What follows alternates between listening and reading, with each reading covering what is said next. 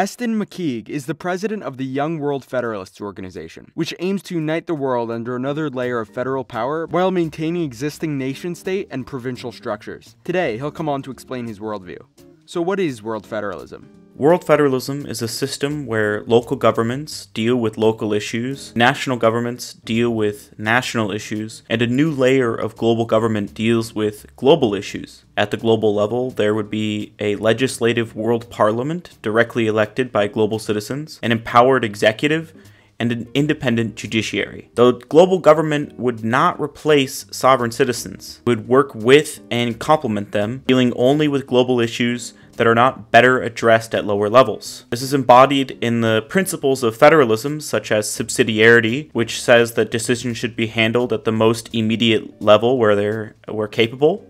Democracy, which means that every global citizen should have a direct say in global affairs, for example, through a world parliament. The rule of law, which means that laws are binding and enforced and are interpreted by a world court. And of course, human rights, which means that every global citizen has equal rights and an equal say on the world stage. Do you support more regional federations like the EU? Yes, of course. I think most world federalists support regional integration around the world, and the European Union stands as a shining example of what supranational confederation can look like and how it can promote democratic values in a region at the regional level. However, we don't advocate one particular pathway to world federation over any other. While we support regional integration, we hope to see regions engage in political and social integration alongside economic integration. As with our friends, the Young European Federalists, we are disappointed by the EU's democratic deficit, but hopeful that the EU, East African Federation, ASEAN, and CARICOM, and other regional unions will form a layer of democratic representation within a world federation. It's extremely important that citizens of these regional unions not only see themselves as a citizen of Europe, for example, but a citizen of the world. Regionalization projects should not replace the shortcomings of the nation state or superimpose the downsides of nationalism onto the regional level, which is why a regional perspective that looks at the world as united and cooperative is necessary and can actually symbolize a transformation of the regional level into something more global, rather than the current system of competitive nation states essentially sees the world as a playing board with every country trying to win the game and get the most out of the international anarchy that we exist in. Does the UN have a chance of becoming your ideal federation? The United Nations is a very important organization. It does a lot of good work around the world, alleviating poverty, stemming the tide of conflict, and bringing nations together to discuss very important global issues. That being said, it suffers from a lot of fundamental flaws that prevent it from really achieving its goals.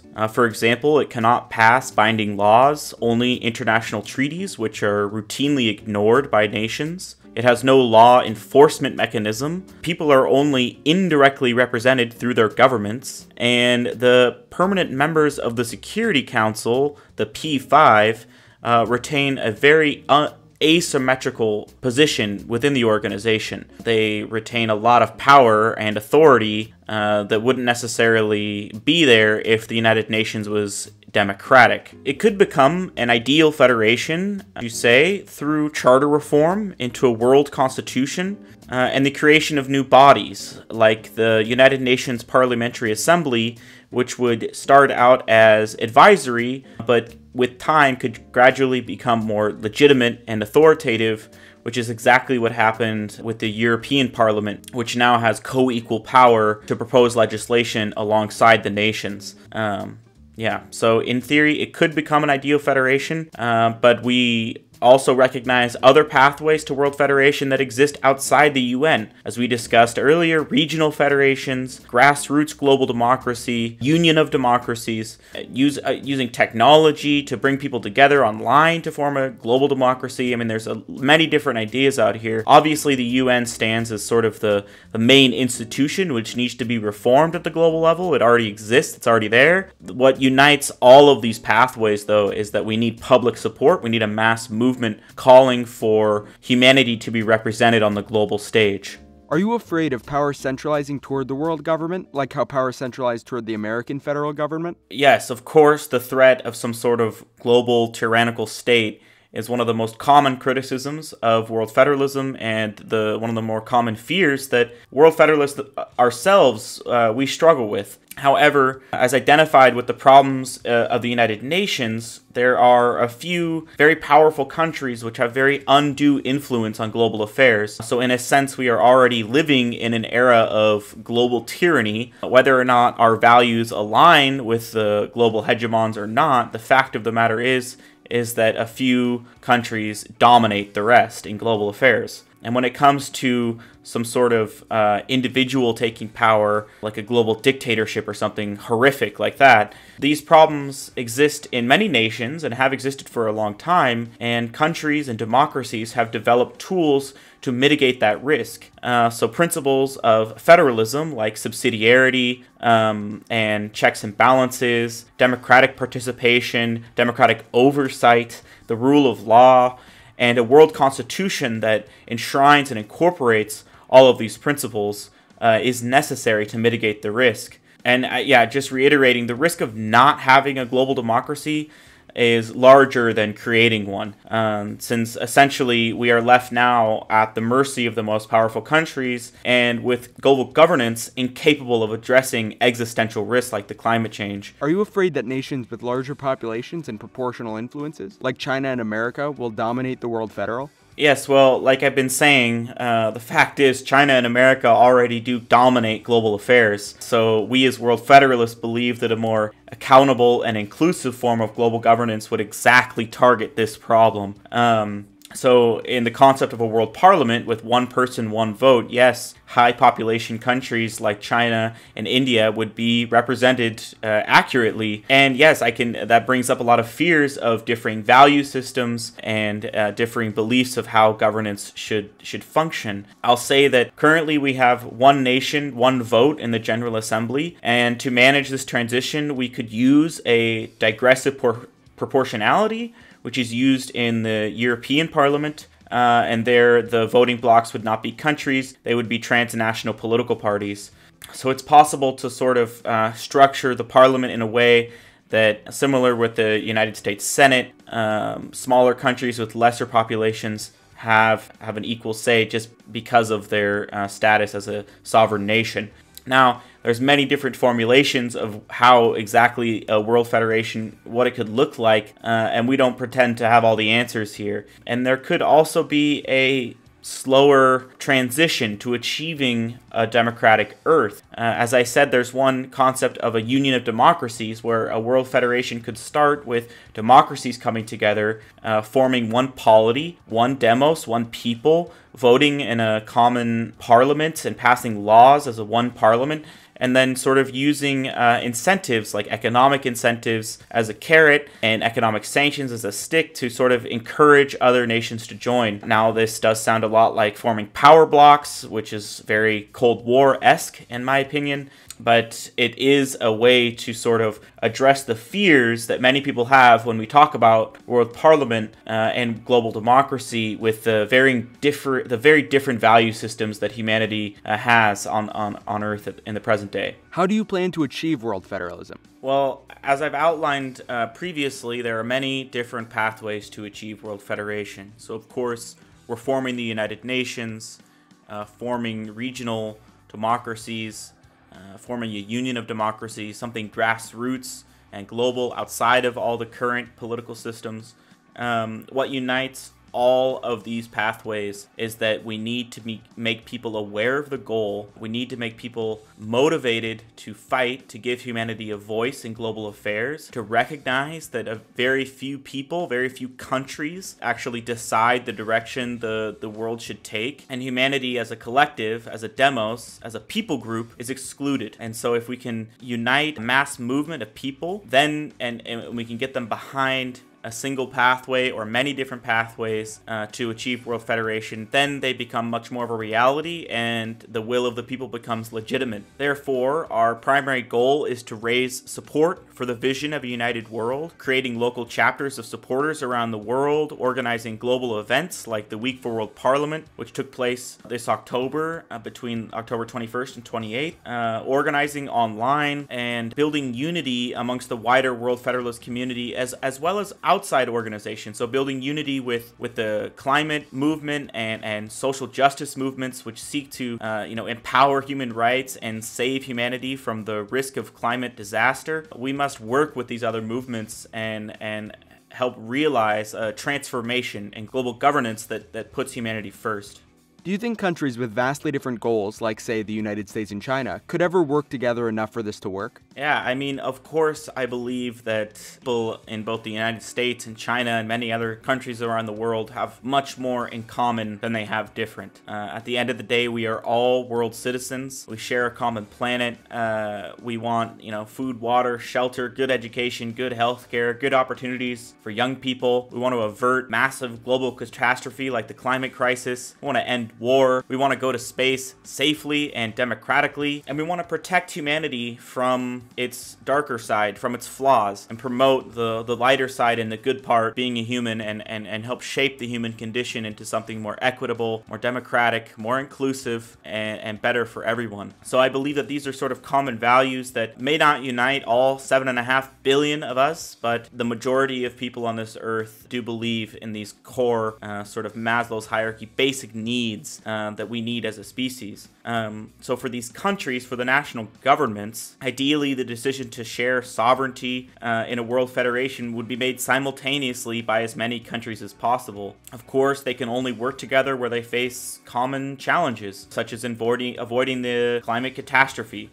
Throughout history, former enemies have learned to work together to take on common challenges. There's no reason why in times of the internet and international travel and trade that the nations of the world cannot work together in the same way. What if a country secedes or refuses to join? I think we've seen a shining example of what it looks like when a nation decides to leave a supranational political, economic, and social union. Brexit is increasingly showing its true colors as that nation is essentially on the brink of economic collapse. I'm not saying that it won't be able to recover in some way, and it might be better in the long run, but right now, in late 2021, it doesn't look good. So ideally, in a world federation, one can only assume that it would work pretty similarly. Once you leave the political, economic, and social bloc and go off to form some sort of self-sufficient autarky outside of the World Federation, well, you're sort of shooting yourself in the foot. And then you could, in theory, if the World Parliament decides, make such action unconstitutional, which is how it is in the US and other world federations. So then it would be up to the World Federation law enforcement to uphold and protect the Constitution of the world. If a nation refuses to join, so therefore not subject to the laws passed by the World Parliament, then unfavorable trade terms, economic sanctions, and so on could be used to sort of entice or punish those nations that refuse to respect the rule of law and refuse to protect humanity. And lastly, I'll add and say that the goal of our movement is to increase pressure on all national governments to join the World Federation and to form one, to build and to join. So in theory, the development of a global identity, of a world citizenship over time would increase this pressure on national governments to act. So if a national government decided to leave or didn't want to join the World Federation, then its population would be rallying against that. Do you have any specific policies you support the Federation to push? So the Young World Federalists are very neutral when it comes to the pathway to take to a World Federation and what exactly a World Federation should look like. Pretty much each one of us has our own particular beliefs when it comes to these questions, and we love to debate and discuss. We have a very active Discord server We ask poll questions and debate this very question pretty much every day. Should a World Federation pass a global carbon tax? And should a World Federation go to space? And should human rights be law as they are now? Should the Universal Declaration of Human Rights become world law as it is? Or should something new be formed? I mean, these are great questions, and what we aim to do is to promote the debate on these. What should global political discourse look like, and how do we further it, and how do we develop a sense of world citizenship rooted in finding common answers to these very big questions. So it takes participation, it takes engagement, it takes an active citizenry that's interested in solving global problems and not just sitting idly by as the planet heats up and wars continue and nationalism rises. So we need an active, committed group of people that are willing to debate these hard questions and then go out into the streets and promote a world federation and global governments with humanity at the center in their local communities and online, of course. What are your views on economics, and does your movement have any unified economic views? So World Federalism and the World Federalist Movement draws from a vast array of all sorts of economic views. We have a Liberals for World Federation working group in the Young World Federalists, a Socialists for World Federation working group as well. There's even anarchists who are interested in and support the idea. Generally, we believe that the economy should serve the common good. So presently, we have a few powerful countries and a few powerful economies that ensure that the global market serves the good of their national population. So as World Federalists, we believe that the global economy should serve the interests of the global population equitably and fairly. So things like tax havens, we don't support very much and think they should be abolished. And multinational corporations which sort of escape the tax systems of any nation state and don't really pay taxes, that hurts the common good. So we would need an economic system that is able to address and fill the void of the international anarchy that we have, because it's currently being filled by multinational corporations, which is a bit mercantilist, a bit feudalist, and a bit outdated. So we're looking to reform and modernize the global economy for the 21st century by making it democratic and putting humanity first. Are you worried that a federation could erode cultures and national identities? Yes, this is another fear that gets brought up a lot when talking about a world federation, that it'll somehow make humanity a homogenous gray blob where everyone speaks the same language and thinks the same things and believes in the same ideas. It couldn't be further from what we advocate. The beauty of humanity is found in its diversity. Plethora of languages and cultures and values and belief systems on this planet are our strength as a species, and they need to all be protected. The current system of competitive nation states actually does more to harm and to sequester the diversity of humankind by forbidding some cultures from having sovereignty. There's a whole international organization, so to speak, called the Unrecognized Nations and People Organization, which seeks to unify nations and peoples and cultures that are not valued or recognized on the international stage. So in a world federation, these peoples would have a voice in a world parliament, and their voice would be equal to those people that exist in a so-called sovereign nation state. Yeah, so I actually believe that a world federation would do more to protect cultures and national identities more than the current system that we have now of imperialistic nation states which seek to superimpose their value system on others. That being said, we do seek to sort of promote a sense of world citizenship.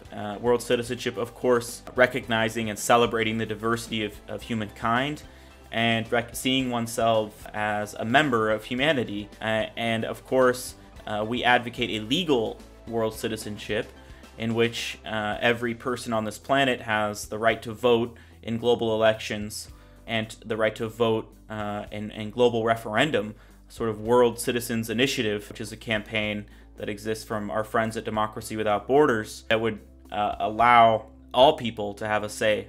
How would the Earth government be set up? So there are many different types of federation to look at, and the World Federation would look very similar to those.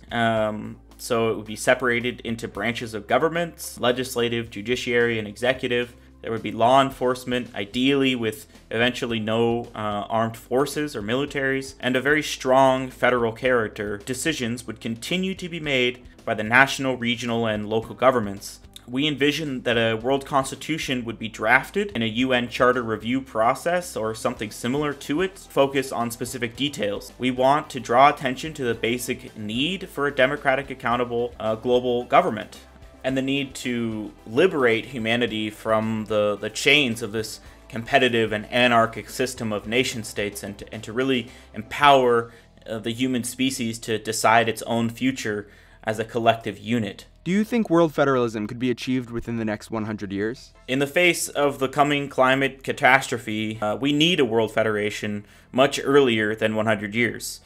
The international treaties signed by these nation states with their own interest for their own people, no interest for humanity, these treaties that are trying to limit greenhouse gas emissions, have failed spectacularly.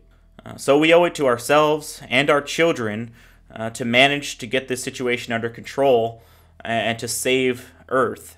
It might seem like a long process and a bit far-reaching, a bit utopian at first, but change can often happen very quickly. History has shown us that the world comes together in the aftermath of global crisis. After the Napoleonic Wars in Europe, the Concert of Europe was formed. After World War I, it was the League of Nations, and after World War II, it was the United Nations. Even a few months before the fall of the Berlin Wall, no one was predicting that the imminence or speed of global change, the pandemic, and the increasing climate crisis is shaking up many people and drawing attention to the need for global democracy. Of course, forming a world federation and encouraging nation states to act in the common interest of humanity is hard work, and it takes dedicated volunteers and activists and organizers willing to get into the streets, willing to talk to their friends, willing to read and learn, share their skills, gain new skills. It takes a movement of people committed to the cause to make this a reality.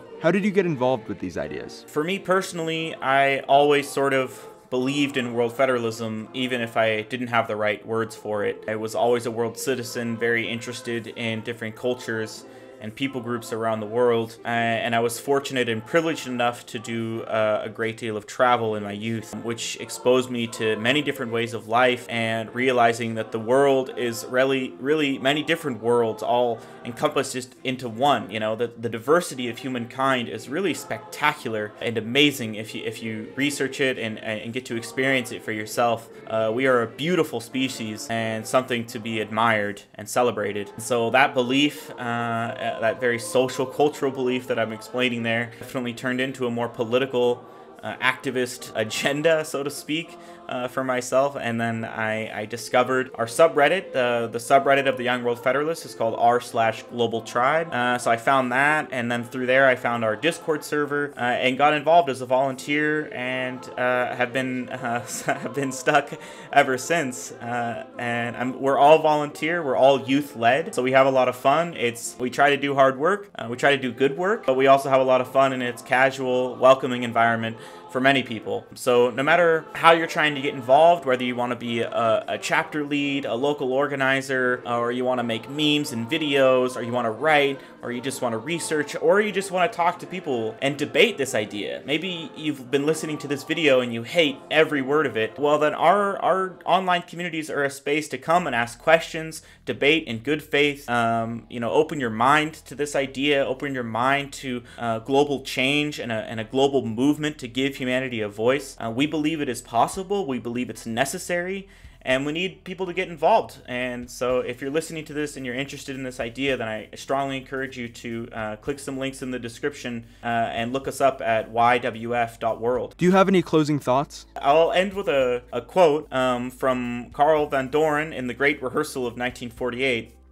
Quote, "It is obvious that no difficulty in the way of world government can match the danger of a world without it." This sentiment is true of climate change now, and true of nuclear weapons in the past, and it's true of pandemics now. We need a world government, we need a world federation, and we need a global democracy. As I said, if you're interested in learning more about world federalism or getting involved, check out the Young World Federalist at ywf.world.